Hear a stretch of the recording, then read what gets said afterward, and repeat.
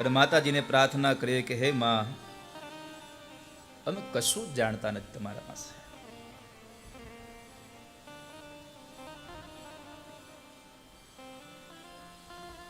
ન પૂજા જાણીએ છે, ન કોઈ મંત્ર જાણીએ, ન કોઈ સ્તોત્ર જાણીએ, પણ બસ એટલી ખબર છે કે હે માં, તારા શરણ સિવાય ગતિ નથી થવાની અમારી.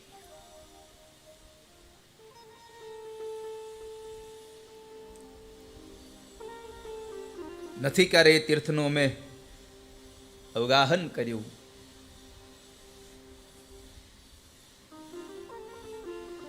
નથી ક્યારેય કોઈ પુણ્ય કરવા માટે કોઈ કર્મ કર્યું. કદાચ મારા હાથે ખરાબ કર્મ પણ થયા હશે. કુકર્મી, કુસંગી, કુબુદ્ધિ, કુદાસ, કુલાચારહીન, કદાચારહીન. હે માં, હું કદાચ કુકર્મી પણ બન્યો, કોઈ ખોટાનો સંગ થયો મને,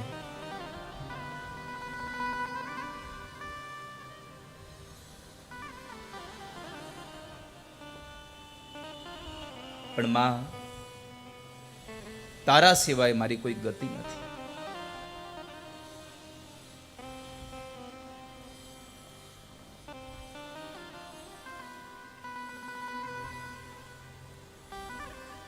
આ જગતમાં આવ્યા પછી મેં ઘણા બધા એવા કર્મો કર્યા હશે, ઘણી બધી મારી ભૂલો થઈ હશે,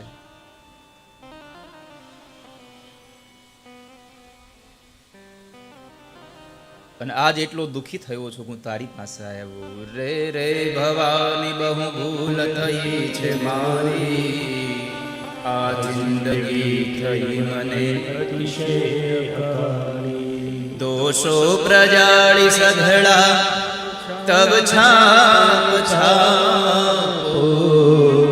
મમ પાહિયો ભગવતી ભવ દુઃખ કાપો. હે જોગમાયા, હે ભવાની, હે દુર્ગા,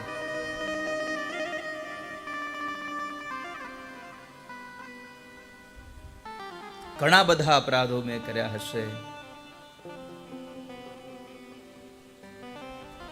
કદાચ આ જગતના જીવાત્માઓનાથી અજાણતા મેં કર્મ કર્યા હશે, પણ માં તે તો જોયું જ હશે મારું કર્મ. ચાહે મેં સત્કર્મ કર્યું હોય, ચાહે મેં કોઈ દુષ્કર્મ કર્યું હોય, તે જોયું જ હશે. કારણ ખાલી ન કોઈ સ્થળ છે ઋણ પધારો, બ્રહ્માંડ માયણુ મહિવાસ તારો. શક્તિ ન માપ ગણવા અગણિત માપો. મમ પાહિયો ભગવતી ભવ દુઃખ કાપો. આ લોકોને ઉપર વધારે ધીમ કરી દે ને, કેમ કે હારે ગાય તો મને એનો અવાજ વધારે.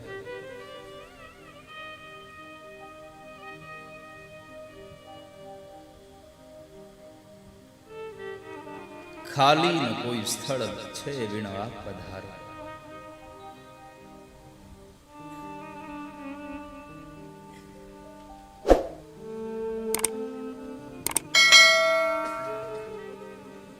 ભગવાન આદિ શંકરાચાર્ય મહારાજ એકેશ્વરવાદ હતા. મેં આગળના દિવસમાં પણ વાત કરી, જે માણસ બીજા કોઈને માને જ નહીં,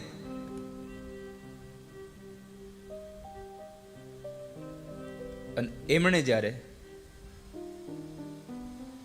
માં ભવાનીએ પેલી ગોવાલણના રૂપની અંદર આવીને માએ જ્યારે એને ચમત્કાર બતાવ્યો કે તું ક્યાં શક્તિમાં માને છે, અને ભગવાન આદિ શંકરાચાર્ય મહારાજને ખબર પડી ગઈ કે આ તો પરબ્રહ્મ છે, આ પરાંબા છે, આ 14 બ્રહ્માંડની જનેતા છે. અને ત્યારે મા પાસે એકદમ દોડતા જઈ અને ચરણારવિંદમાં વંદન કરી નતમસ્તક પ્રણામ કર્યા, અને અંતે એમણે ભવાન્યષ્ટકમ લખ્યું, અને એમાં એક શ્લોક બહુ સુંદર લખ્યો એમણે. પ્રજેશમ રમેશમ મહેશમ સુરેશમ દિનેશમ નિશીથે સ્વરમ બાકદાચી. અહીંયા આપણને એમ થાય કે આટલા બધા લોકોનું નામ શું લીધા? રમેશનું, મહેશનું, સુરેશનું.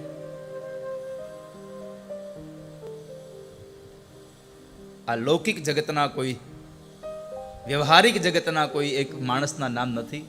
ભગવાન આદિ શંકરાચાર્ય મહારાજ કહે છે કે હે માં, મેં બ્રહ્મા, વિષ્ણુ, શિવ, इंद्र, सूर्य, चंद्र और अन्य किसी भी देवता को मैं जानता नहीं हूं मैं.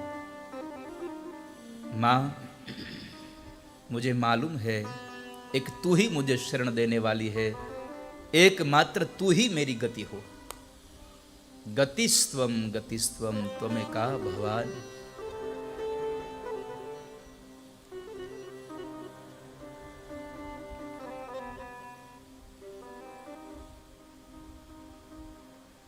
અને એ ભવાનીની આજ કૃપાથી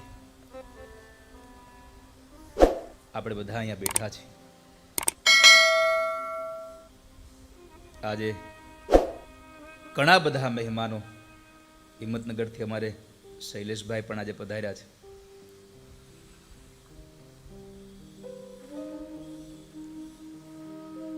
સાથે સાથે વડોદરાથી બિપિનભાઈ, મુંબઈ વાસીથી કૌશિકભાઈ, ઘણા બધા મહેમાનો આજે ઉપસ્થિત થયા છે.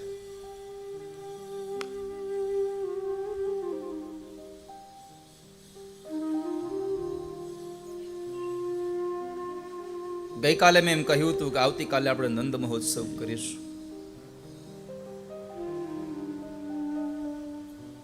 અને આજે નંદ મહોત્સવ કરીશું પણ ખરા. આયોજક પરિવારે જેવી કાંઈ વ્યવસ્થા કરી હશે, અમારા રાજુભાઈ, ભાર્ગવ દાદા, આ બધા જે વ્યવસ્થા હશે એ પ્રમાણે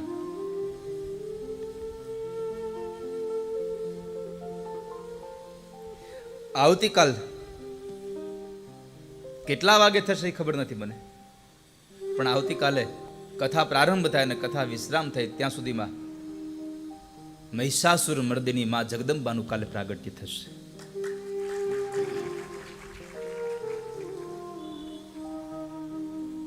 પણ ભગવાન કૃષ્ણ છે એ જગદંબાનો એક અંશ છે.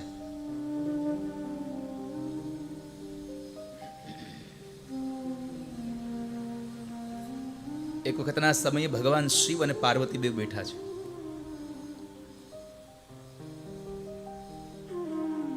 પ્રેમ પ્રણયની ઘણી બધી વાતો કરે છે, શૃંગાર રસની વાતો કરતા હતા. એમાં ભગવાન શિવે કહ્યું, ભવાની તમારે કેટલું સારું નહીં, સ્ત્રીઓને કેટલો શૃંગાર તમને કરવા મળે, કેવું રૂપ તમને મળે. ભવાની, મારી એક વાત માનો તો મારી ઈચ્છા છે કે આવતા જન્મે હું સ્ત્રી બનું, તમે પુરુષ બનો. મારી ઈચ્છા. અને ત્યારે ભવાની કહે છે, ભગવાન આપના મનની પ્રસન્નતા માટે આપની જે ઈચ્છા છે ઈચ્છાને હું સંપન્ન કરીશ. દ્વાપરમાં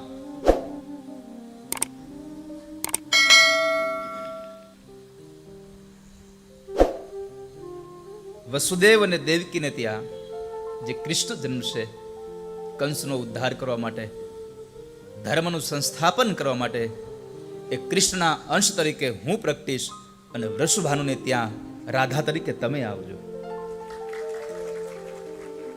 ભગવાન શિવ રાધા બન્યા છે, દેવ ભાગવતમાં લખ્યું છે. ભગવાન શિવ રાધા બન્યા છે અને કૃષ્ણ છે સ્વયં માં જગદંબાનો અવતાર છે, એનો અંશ અવતાર છે.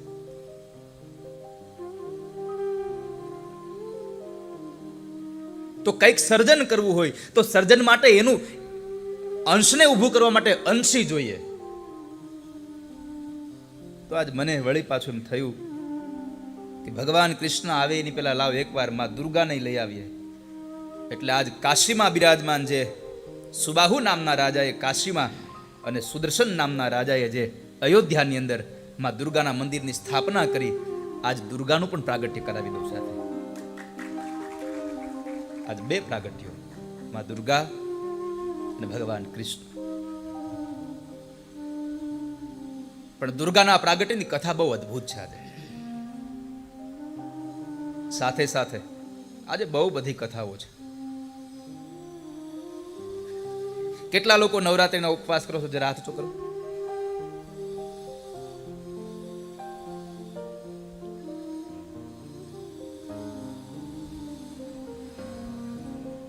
વાહ. ફરાળ વાળા કેટલા છે?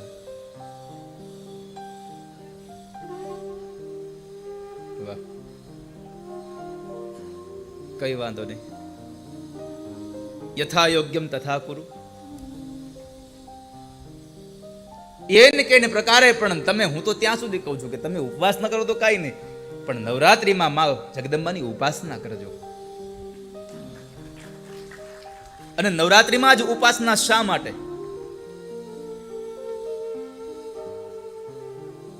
નવરાત્રિમાં ઉપાસના શું કામ?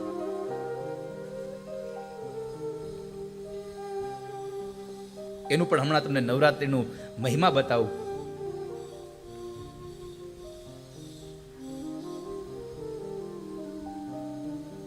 સોનામાં સુગંધ ન ભળી ગઈ, જુઓ તો.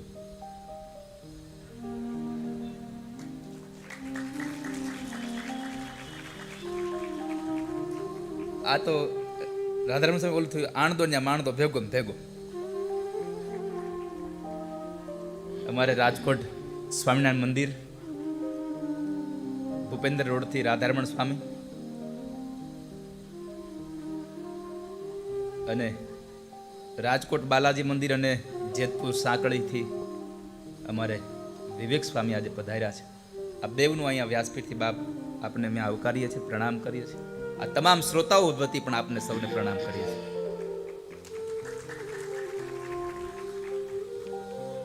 मिले ऐसा कोई संत फकीर जो पहुंचा दे भव नदिया के तीर.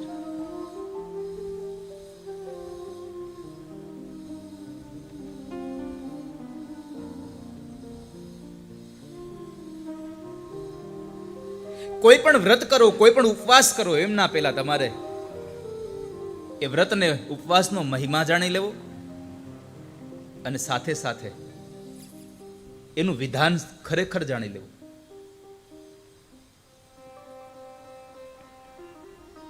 તો ગઈકાલે મેં દ્વિતીય સ્કંદને વિશ્રામ આપ્યો, આજે તૃતીય સ્કંદ જ્યારે પ્રારંભ થાય છે.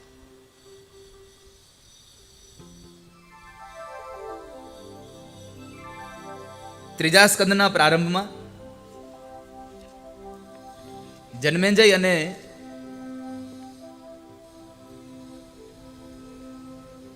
વ્યાસજીનો સંવાદ છે. જન્મેજયનો જે સર્પયજ્ઞ હતો એ ભગવાન વ્યાસે બંધ કરાવ્યો અને દેવ ભાગવતનું આ નહવાન યજ્ઞ અનુષ્ઠાનની એમણે પ્રારંભ કરાવ્યો છે.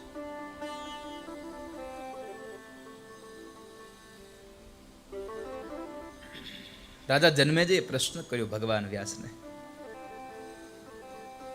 ભગવન ભવતા પ્રોક્તમ યજ્ઞમ બાભિધમ महत साका कथम समुत्पन्ना कुत्र कस्माच्च किं गुणा. हे भगवान, आपने बताया कि अंबा का यज्ञ करिए, लेकिन मेरा एक प्रश्न है आपसे. आप मुझे पहले वो बताइए कि ये अंबा है कौन? ये अंबा कौन है?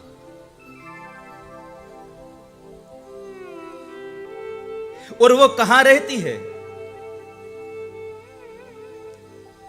किस लिए उसकी उत्पत्ति हुई है? क्यों हुई? कृपा करके आप मुझे मेरे प्रश्नों का आप उत्तर दीजिए.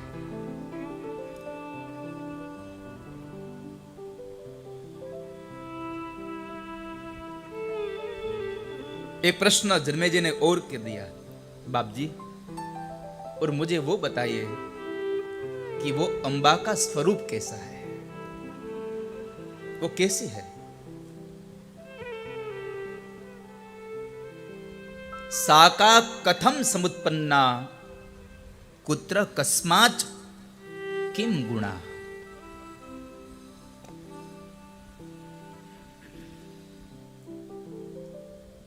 જ્યારે શ્રોતાને જિજ્ઞાસાઓ જાગે ત્યારે વક્તાને કથા કહેવાનો આનંદ મળે.